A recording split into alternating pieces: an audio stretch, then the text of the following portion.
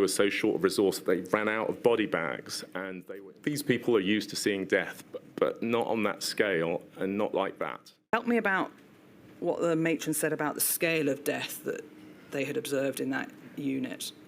Yeah, and this is one of those things that is really very difficult to capture in figures. The scale of death experienced by the intensive care teams during COVID was unlike anything they had ever seen before. They're no strangers to death. They are the intensive care unit. They look after some of the sickest patients in the hospital. But the scale of death was truly, truly astounding. I went into this and other hospitals where they said it would be routine to see 3 to 5 deaths a day. I worked on a shift where we had 6 deaths in a single shift. Another hospital told us that they had 10 deaths in a shift, 2 of whom were their own staff. We had nurses talking about patients raining from the sky, where the nurses said that one of the nurses told me that they just got tired of putting people in body bags. Now, the hospital where they said that sometimes they were so overwhelmed that they were putting patients in body bags, lifting them from the bed, putting them on the floor, putting another patient in that bed straight away because there wasn't time.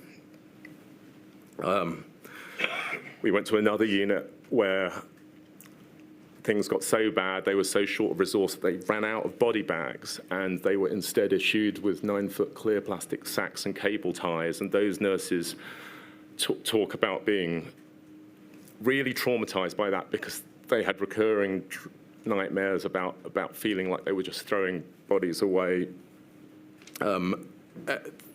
These people are used to seeing death, but not on that scale and not like that. And whatever the figures show you, the experience for them was indescribable. And when we talk about capacity in healthcare systems, you know, the toll on those teams from that scale, and it really was like nothing else I have ever seen, and certainly not like nothing else those teams had ever seen in their experience. It was incredibly difficult. I can see it's taken its toll on you. You are, I dare say, no stranger to death either in your 26 years of experience. Why is even recounting this now so obviously painful for you, Professor?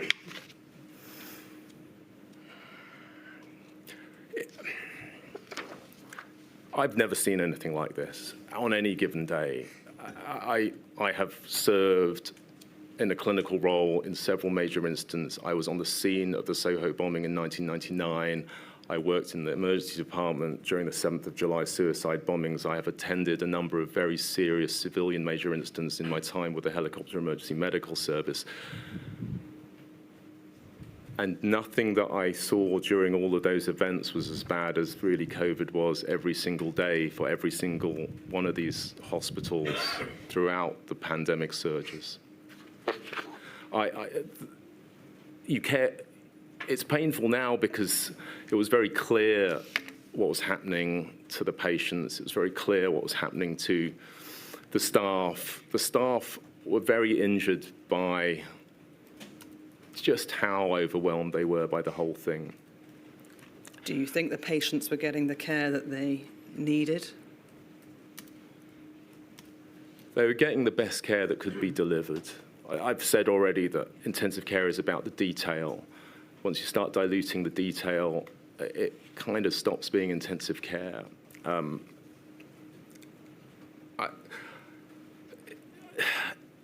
It's really hard to describe this, and this is why I think these visits were important. Whatever you read in the columns on the Excel spreadsheets and the data didn't tell you this, and it didn't tell you about the actuality of the thing. And for the smaller hospitals, the thing that I described of transferring patients out to try and create capacity, what it meant for the smaller hospitals was that they were drowning in patients. The bigger hospitals would come in, try and relieve that pressure by transferring patients out. When you come in, you transfer patients out. You transfer out the most stable patients because they're the people who are most likely to be able to survive on more limited equipment in a moving vehicle for several hours if necessary. But what that meant for the smaller units was that they were left with a cohort of patients that were most likely to die. And for the smaller units, when we talk about the scale of death, over the next few weeks, those units would experience a mortality rate of in excess of 70% in some cases. 7 out of 10 of every patient that they had died. And I remember early in the visiting scheme, going into a unit, a small unit, and them saying, at the end of the day, after we'd had all of these accounts and accounts of this type, and with very little to offer them, and they said, thank you for coming. We thought we were alone. We thought we were doing it. Try having a drink, Professor. Take your time. They said, thank you for coming. We thought we were alone. We thought we were doing it wrong. And I just thought, how have we left them feeling like this? How has no one told them that this is not their fault, that it is the surge that has come with COVID that has led this to happen? But if you're a unit and you're isolated in that way, how can you know that it's not you? You watch 7 of every 10 patients die. How can you know? And so, those experiences basically affirmed for me the need for the visits and the need to try and get this information up.